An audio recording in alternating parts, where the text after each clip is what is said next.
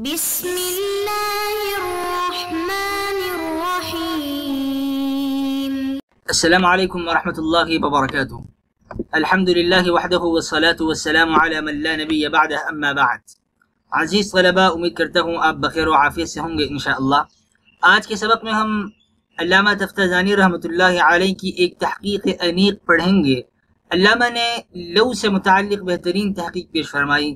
گزشتہ اسباق میں برہان تمانع سے متعلق جو ما لہ ما علیہ جو اعتراضات اس پہ وارد ہوتے تھے ان کا دفعیہ علامہ نے فرمایا، اور برہان تمانع علامہ کی نظر میں کس طرح ہیں، حجت اقناعیہ ہے، خطابیہ ہے، قطعیہ ہے، ملازمت عادیہ ہے یا ملازمت یقینیہ ہے، ان کو علامہ نے خوب تفصیل سے پیش فرمایا۔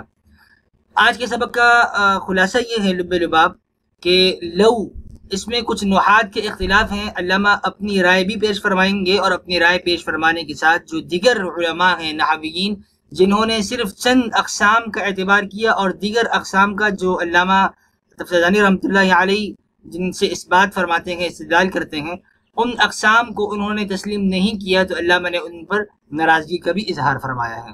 فَإِنْ قِيلَ فرماتے ہیں اگر یہ کہا جائے، یعنی یہ اعتراض کیا جائے، مقتضى کلمۃ لو كان فيهما آلهة، تو یہ لو کا تقاضا کیا ہے، یہ کلمہ لو کس چیز کا فائدہ دیتا ہے؟ مقتضى کلمۃ لو ان انتفاء الثاني في الزمان الماضي بسبب انتفاء الاول۔ لو یہ جزا انتفاء ثانی جو دوسرا جو ہے جزا انتفاء ثانی کا فائدہ دیتا ہے زمانہ ماضی میں بسبب انتفاء الاول، یعنی شرط کے منتفی ہونے کی وجہ سے۔ تو جزا کے منتفی ہونے کا فائدہ دیتا ہے شرط کے منتفی ہونے کی وجہ سے۔ فلا يفيد الا الدلالة، لہذا لو فائدہ نہیں دے گا سوائے دلالت کے، کس بات پر؟ على ان انتفاء الفساد في الزمان الماضي بسبب انتفاء التعدد، اس بات کے کہ زمانے ماضی میں فساد منتفی ہوا بسبب تعدد کے انتفاع کے۔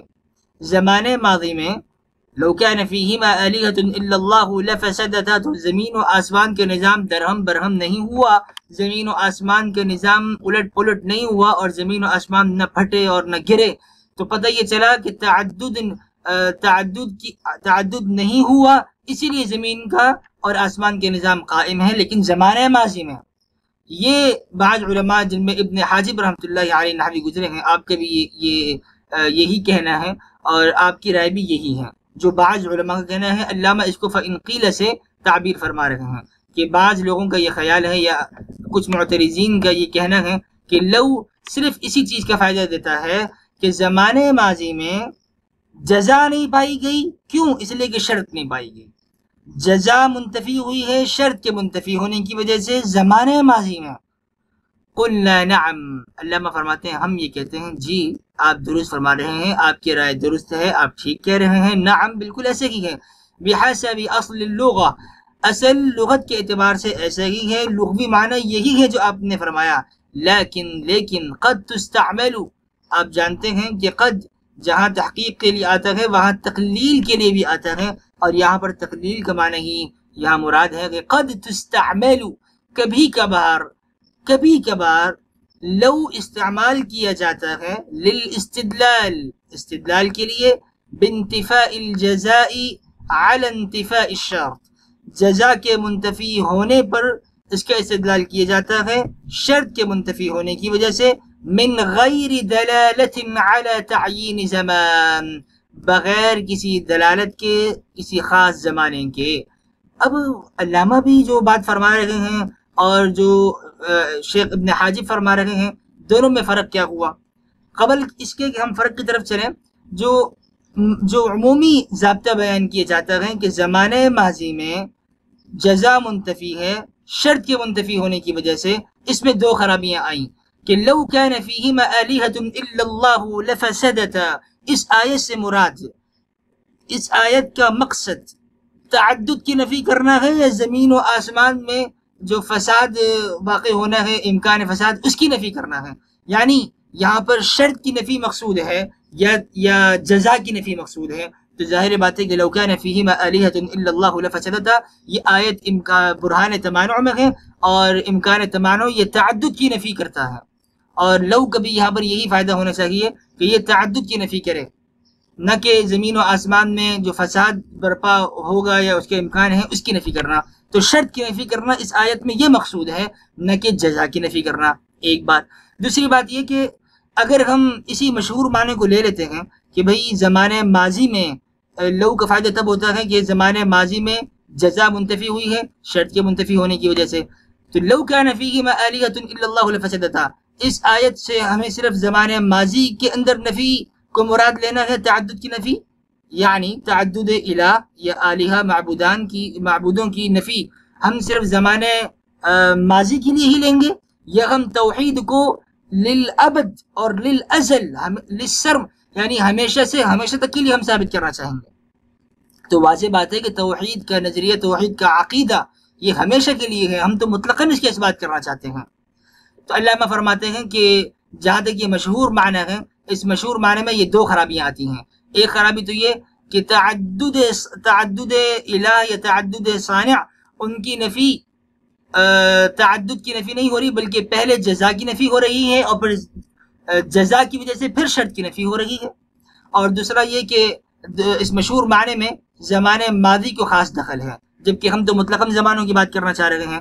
تو علامہ فرماتے ہیں کہ لیکن قد تستعمل، لیکن کبھی کبھار لو کا استعمال ہوتا ہے للاستدلال، استدلال کے لیے، بانتفاء الجزاء علی انتفاء الشرط، جزا منتفی ہوتی ہے شرط کے منتفی ہونے کی وجہ سے، ٹھیک ہے، جب یہ جزا منتفی ہوئی شرط کے منتفی ہونے کی وجہ سے تو تعدد الہ اور توحید ثابت ہو گئی، اور تعدد الہ اس کی نفی ہو گئی، اور یہ ایک مقصد تو ہمارا پورا ہو گیا۔ نمبر 2، من غیر دلالت علی تعیین زمان، اور اس دوسرے معنی میں کسی بھی خاص زمانے کا عمل دخل نہیں ہوتا، لہذا زمانے ماضی کی جو قید یہاں پر لگائی جا رہی تھی وہ بھی ختم ہو گئی، اور اس دوسرے جو قلیل الاستعمال معنی ہے، اس معنی سے ہمارے دونوں مقصد پورے ہو گئے۔ کما فی قولنا، جیسے کہ ہمارے اس قول میں کہا جاتا ہے، لو کان العالم قدیما، اگر عالم قدیم ہوتا، لکان غیر متغیر، تو عالم تبدیل نہ ہوتا۔ تو پتہ کیا چلا؟ اب دیکھیں یہاں پر کسی بھی زمانے کی قید نہیں ہے، لو یہاں پر دوسرے معنی میں استعمال ہوا ہے۔ ایک معنی تو وہی ہے جو مشہور ہے، جو ہم اوپر اعتراض میں پڑھ چکے ہیں، جس کو علامہ نے کہا تھا نعم بحسب اصل اللغہ، کہ اصل لغوی معنی تو یہی ہے جو آپ فرما رہے ہیں، لیکن ایک اور غیر لغوی معنی جو عرفی معنی آپ کہہ سکتے ہیں، اصطلاحی معنی وہ بھی ہے۔ وہ کیا معنی ہے؟ لو کان العالم قدیما لکان غیر متغیر، اگر عالم قدیم ہوتا تو یہ غیر متغیر ہوتا۔ پتہ یہ چلا کہ یہاں پہ کسی زمانے کی قید نہیں ہے، اور دوسرا جزا یعنی عالم متغیر ہے، لکان غیر متغیر، غیر متغیر نہیں ہے بلکہ عالم متغیر ہے، لہذا جزا کی نفی ہوئی، جزا کی نفی ہونے کے ساتھ ساتھ یہاں پر شرط کی بھی نفی ہو گئی کہ عالم قدیم نہیں ہے بلکہ عالم حادث ہے۔ اسی کی ایک مثال ہم یوں بھی لے سکتے ہیں بغیر زمانے کے کہ لو کان زید فی بلدنا لحضر مجلسنا، اگر زید ہمارے شہر میں ہوتا تو ہماری مجلس میں آ جاتا، لیکن زید ہماری مجلس میں نہیں آیا تو پتہ چلا وہ شہر میں ہی نہیں ہے۔ یا آپ یوں بھی کہہ سکتے ہیں کہ لو جئتنی لاکرمتک، اگر تم میرے پاس آتے تو تمہارا اکرام کرتا، لیکن عدم مجیئت، لیکن میں نے اکرام نہیں کیا تمہارا، کیوں؟ اس لیے کہ تمہارا اکرام اس لیے نہیں ہو سکا تم آئے نہیں، ٹھیک ہے؟ تو اکرام کا نہ ہونا عدم مجیئت کی وجہ سے ہے، تو اس میں کسی بھی زمانے کی قید نہیں لگائی جا رہی، اور یہ ایک مشہور معنی ہے والآیۃ من هذا القبیل، جو کہ قلیل الاستعمال ہے۔ یہ جو دوسرا معنی ہے یہ قلیل الاستعمال ہے لیکن استعمال ہوتا ہے، اور بہت سے نحات کے اس پر ان کے دلائل اور شواہد موجود ہیں۔ والآیۃ من هذا القبیل، علامہ فرماتے ہیں آیت میں جو لو استعمال ہوا ہے یہ اسی دوسرے معنی کے لحاظ سے استعمال ہوا ہے۔ پہلے معنی میں تو زمانہ ماضی تھا، اس دوسرے معنی میں زمانہ ماضی نہیں ہے۔ وقد يشتبه على بعض الاذهان، یہاں سے علامہ نقد فرما رہے ہیں کہ بعض دماغوں پر، بعض ذہنوں پر یہ شبہ ہو گیا، یہ امر معاملہ مشتبہ ہو گیا۔ يشتبه على بعض الاذهان احد الاستعمالین بالآخر، ان دونوں استعمالوں میں سے ایک کا استعمال دوسرے کے ساتھ یہ معاملہ مشتبہ ہو گیا، یہ کون سے لغوی ہے کون سے غیر لغوی ہے، یہ معاملہ مشتبہ ہو گیا۔ فیقع فی الخبط، تو یہ بعض اذہان کس میں واقع ہو گئے؟ یہ خلط ملط میں واقع ہو گئے، خبط میں واقع ہو گئے۔ خبط کا معنی ہے ٹیڑھا ہونا، اور مجنون ہونا، ٹیڑھا چلنا، امور میں بغیر بصیرت کے تصرف کرنا، اس کے معنی ہے خبط۔ تو جن بعض اذہان پر احد الاستعمالین بالآخر، دو استعمالوں میں سے ایک دوسرے کے ساتھ یہ معاملہ مشتبہ ہو گیا، وہ خبط میں واقع ہو گئے، یعنی امور میں بغیر بصیرت کے تصرف کرنے لگے اور ٹیڑھے پن میں، یعنی یہ کہ کج روی ان کے ہاں پائی گئی ہے۔ تو یہ نقد ابن حاجب رحمۃ اللہ علیہ پر ہے۔ اب سوال یہ کہ ابن حاجب رحمۃ اللہ علیہ نے کہا کیا تھا کہ جو اتنا ان پر اتنی سخت نقد کی جا رہی ہے؟ تو علامہ ابن حاجب رحمۃ اللہ علیہ نے ان بعض نحویوں پر رد کیا تھا جن نحویوں کا کہنا یہ تھا کہ علامہ آپ کہہ رہے ہیں، میں ایک لگاتا ہوں، پہلے یہ اس کو ہم شرط مان لیں اور اس کے بعد اس خط کو ہم جزا مان لیں، چونکہ پہلے شرط آتی ہے اس کے بعد جزا آتی ہے۔ تو بعض نحویوں کا کہنا یہ تھا کہ لو، یہ نہیں کہ پہلے وہ جزا کی نفی کرے گا اور پھر جزا کی نفی جو ہے نا وہ اس لیے ہو رہی ہوگی کہ شرط کی نفی ہوگی، جیسے کہ ابن حاجب نے فرمایا۔ بعض نحویوں کا کہنا یہ تھا کہ پہلے سبب کی نفی ہونی چاہیے، اس کے بعد جا کے مسبب کی نفی ہونی چاہیے۔ لیکن علامہ ابن حاجب رحمۃ اللہ علیہ کا کہنا یہ تھا کہ نہیں، ہم پہلے سبب کی نفی کریں اور پھر مسبب کی نفی کریں، ایسا نہیں ہو سکتا۔ کیوں؟ اس لیے کہ ایک مسبب کے لیے بہت سارے اسباب ہو سکتے ہیں، کہ سورج بھی ہو، بلب بھی ہو، اور آگ ہو جائے یا کوئی اور چیز، تو یہ بہت سارے اسباب ہو سکتے ہیں۔ اگر ہم پہلے سبب کی نفی کریں گے اور پھر مسبب کی نفی کریں گے تو ایک سبب کی نفی تو ہو جائے گی، لیکن ممکن ہے کہ یہ دیگر اسباب ان کی وجہ سے روشنی ہو رہی ہو۔ لہذا جو قاعدہ ٹھہرا، جو ضابطہ بنا، وہ یہی ہے کہ پہلے مسبب کی نفی ہوگی اور پھر اس کے بعد سبب کی نفی ہوگی۔ جب مسبب کی نفی ہوگی کہ روشنی ہی نہیں ہے، لہذا اس مسبب کے لیے جتنے بھی اسباب ہوں گے ان سب کی نفی ہو جائے گی، ان تمام اسباب کی بھی نفی ہو جائے گی۔